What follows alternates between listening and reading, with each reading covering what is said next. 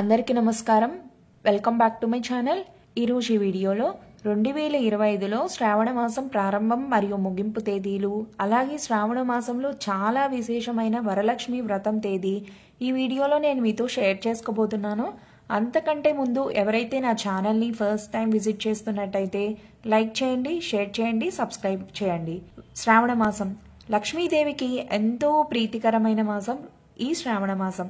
ఈ శ్రావణ మాసంలో ప్రతి ఒక్క గృహం కలకలలాడిపోతూ ఉంటుంది లక్ష్మీదేవి పూజతో.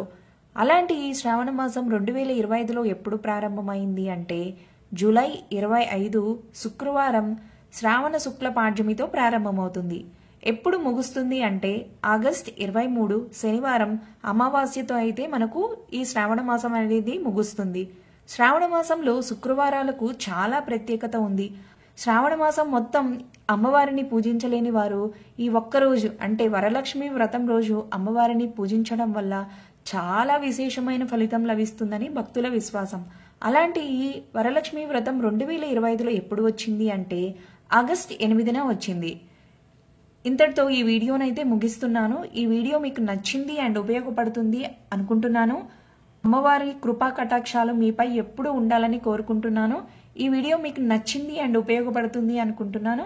ఈ వీడియో కనుక మీకు నచ్చితేనే లైక్ చేయండి, షేర్ చేయండి, సబ్స్క్రైబ్ చేయండి. Thanks for watching.